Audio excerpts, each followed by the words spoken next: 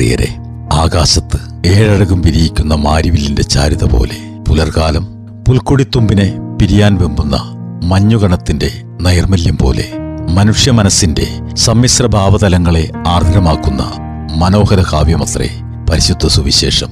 അതെ, ദൈവശബ്ദം, voice of God.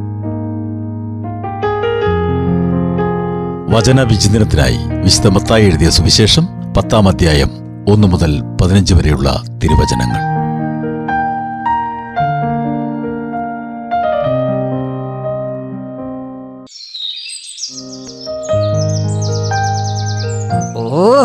എടാ ക്രിസ്റ്റി, ഈ മാത്സ് പ്രോബ്ലം നിനക്ക് മനസ്സിലായോ?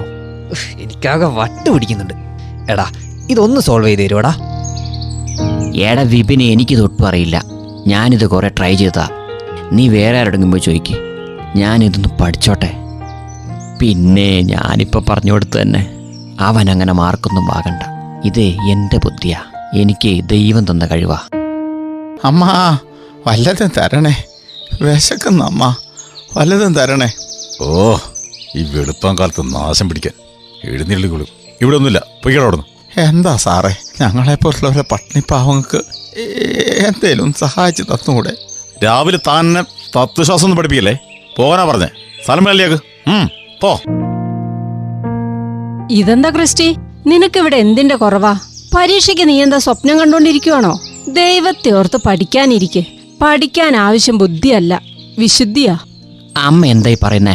എനിക്കുള്ളതേ എൻ്റെ പപ്പയുടെ ബുദ്ധിയാ. അതെ അതെ, ദൈവം കേട്ടു കാണും. ദൈവം തരുന്നതാ നിനക്കുള്ള കഴിവുകൾ. അത് നിന്റെ മാത്രം കഴിവെന്ന് പറഞ്ഞ് അഹങ്കരിക്കരുത്. അറിവ് പകരണം, അറിവില്ലാത്തവനെ പരിഗണിക്കണം, അവർക്ക് കൂടി പറഞ്ഞു കൊടുക്കണം. അറിവിൽ നിന്ന് തിരിച്ചറിവിലേക്കാ കുട്ടികൾ വളരേണ്ടത്. അതിനാ പ്രാർത്ഥിച്ച് ഉറങ്ങാനും ഉണരാനും പറയണേ. പരിശുദ്ധാത്മാവിനോട് പ്രാർത്ഥിക്കാൻ പറയണേ. മനസ്സിലായി മമ്മി, എനിക്ക് തെറ്റുപറ്റിപ്പോയി. ദൈവം തന്ന ദാനങ്ങളെ മറ്റുള്ളവർക്ക് കൂടി പങ്കുവയ്ക്കപ്പെടേണ്ടതാണ്. ഇനി ഞാൻ ശ്രദ്ധിച്ചോളാം. പപ്പയെ ഇന്ന് ഡിസ്ചാർജ് ചെയ്യും. ജെയിംസ് അങ്കിള് പോയിട്ടുണ്ട്, ഇപ്പൊ എത്തുമായിരിക്കും.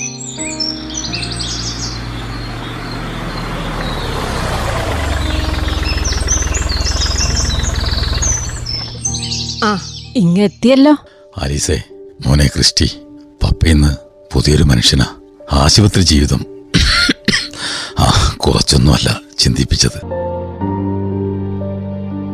ഒന്നുമില്ലായ്മയിൽ നിന്നും എല്ലാം തന്ന് ദൈവം അനുഗ്രഹിച്ചപ്പോ ഞാൻ എൻ്റെ കഴിവാണെന്ന് അഹങ്കരിച്ചു. ദൈവത്തെ മറന്നു, സഹോദരങ്ങളെ മറന്നു. ഐസിയുവിൽ കിടന്ന നാളിൽ നിങ്ങളെയൊക്കെ കാണാൻ ഉള്ളുപിടഞ്ഞപ്പോ ഞാനെല്ലാമെന്ന് കരുതി. സ്വരുക്കൂട്ടിയ സമ്പാദ്യങ്ങളൊന്നും എനിക്ക് ഉപകാരപ്പെട്ടില്ല.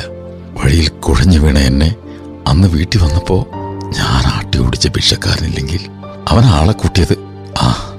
എല്ലാരും വന്നപ്പം കൃത്യസമയത്ത് വന്നില്ലായിരുന്നെങ്കിൽ. സാരമില്ല ഇച്ഛായ, മനസ്സൊരുക്കി നമ്മൾ പ്രാർത്ഥിച്ച എന്നെങ്കിലും ദൈവം അതിന് ഉത്തരം നൽകാതിരിക്കില്ല. പറ്റുന്ന വിധത്തില് നമുക്കെല്ലാവരെയും സഹായിക്കണം. എന്നും ഒരുമിച്ച് പ്രാർത്ഥിക്കണം, പള്ളിയിൽ പോകണം. ഇപ്പോഴാ എനിക്ക് സമാധാനായത്. എല്ലാ സൗഭാഗ്യങ്ങളും വന്നപ്പോ നമ്മള് മാറിപ്പോയി, നമ്മുടെ മോനും. ഇപ്പൊ എനിക്ക് സമാധാനായി. പ്രിയരെ, തനിക്കിഷ്ടമുള്ളവരെ ശിഷ്യരാകുവാൻ വിളിച്ച ഈശോ അവർക്കായി വിവിധ ദൗത്യങ്ങളും ഏൽപ്പിക്കുമ്പോൾ മാറാല പിടിക്കാതെ ശിലാലിഖിതം പോൽ ഹൃദയെ കുറിക്കപ്പെടേണ്ടുന്ന ചിന്ത നമുക്കുള്ളതെല്ലാം ദാനമായ ദൈവം നൽകിയതത്രേ.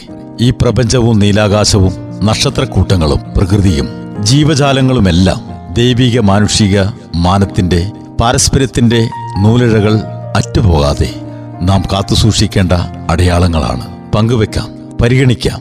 പ്രാർത്ഥനയോടെ ഏവർക്കും ശുഭദിനം.